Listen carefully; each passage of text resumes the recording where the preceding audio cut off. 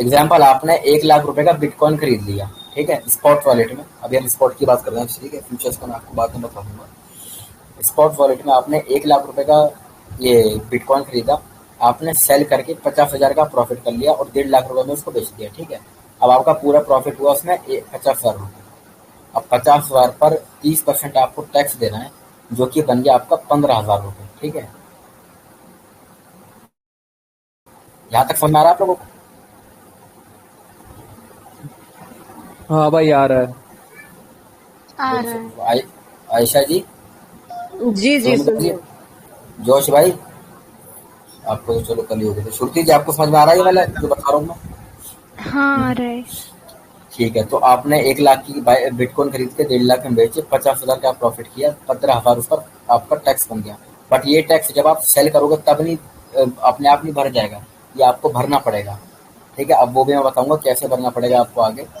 अब आप मान लीजिए एग्जाम्पल आपका, जब आपने 1 लाख का बिटकॉइन ही खरीदा था, तब आपने 1 लाख रुपए का इथेरियम भी खरीदा था।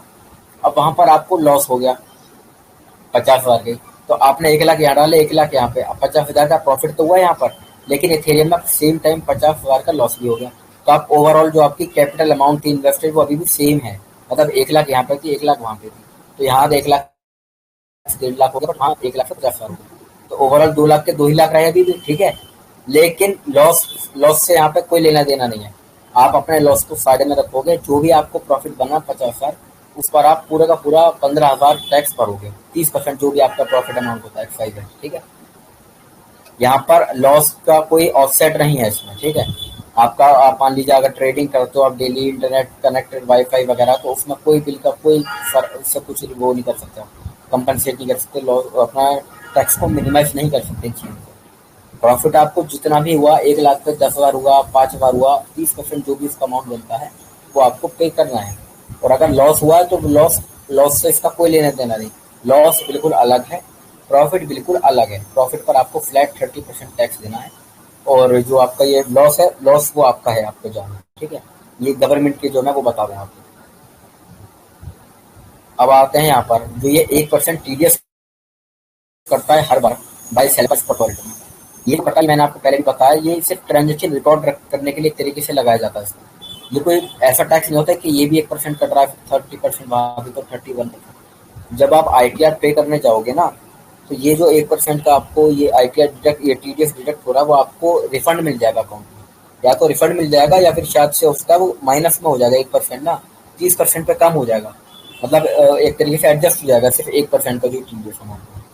पर वो डिपेंड करता है, वो आप, रूल थोड़े चेंज हुए हैं अभी टैक्स के, कुछ टाइम पहले न्यू टैक्स रेजिम जो आई है, तो उसमें शायद ही पहले तो रिफंड आता था, अभी मेरे ख्याल को शायद से रिफंड नहीं आ रहा है, ये एडजस्ट कर दे रहे हैं। अब ये जो आपको मैंने एग्जांपल दिया था वो ये पूरा का पूरा लगा है, आप लोग चाहो तो स्क्रीनशॉट ले लो, नहीं तो इस पीडीएफ को मैं ग्रुप में डाल के पिन कर दूंगा, आप लोग डाउनलोड कर लेना, अच्छे से इसको पूरा का पूरा पढ़ लेना, समझ लेना। किसी का कोई सवाल?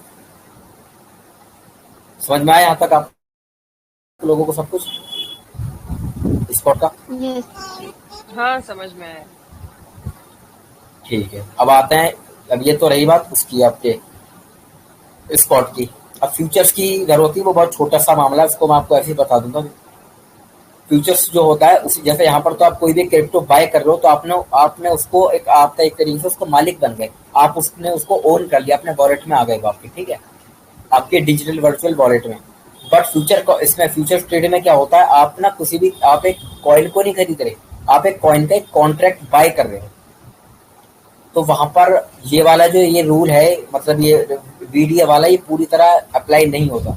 टैक्स आपको वहां पर भी देना है, बिल्कुल देना है, इसमें कोई दो राय नहीं है, लेकिन वहां पर 30% टैक्स नहीं देना आपको फ्यूचर्स की ट्रेड में, जो भी आप प्रॉफिट करते हो, ठीक है। और वहां पर लॉस में आपका कंपनसेशन भी होगा। यहाँ पर कुछ नहीं है, यहाँ तो लॉस जितना हो रहा है वो अलग रखो, जो प्रॉफिट हुआ प्रॉफिट पर आप दो। चाहे तो ओवरऑल आपका जो शुरू में अमाउंट था वो अभी भी 2 लाख ही रहा, 1 लाख आपने यहाँ लगाया, 1.5 लाख के, और 50,000 1 लाख एथेरियम में लगाया, तो वहाँ 50,000 होगा, ठीक है। तो आपका ओवरऑल अमाउंट जो इन्वेस्टेड अमाउंट था वो सेम रहा, बट उसके बावजूद भी आपको यहाँ पर क्या कहते हैं, टैक्स पूरा भरना पड़ता है 30%। लेकिन फ्यूचर्स में इसका उल्टा होता है, टैक्स आपको भरना है लेकिन आपको 30% नहीं भरना। आप जितना भी इनकम है आपकी, ईयरली एनुअल इनकम जितनी भी आपकी है, जो भी आप इनकम स्लैब में आते हो, इनकम टैक्स स्लैब में, आपको उसके अकॉर्डिंग भरना है। अब वो डिपेंड करता है आपकी एनुअल इनकम कितनी है, आपकी ईयरली ट्रांजेक्शन बैंक की कितनी होती है, कितने लाख पहुंच जाती है ना। तो वो आप उसको आप आईटीआर की वेबसाइट पर जाके देख सकते हो, और आपको शायद उसके लिए थोड़ा बहुत किसी सीए से बात करके 1000-1500 रुपये आप दे देना, वो आपको आपकी ओवरऑल थोड़ी सी ट्रांजेक्शन कैलकुलेट करके ना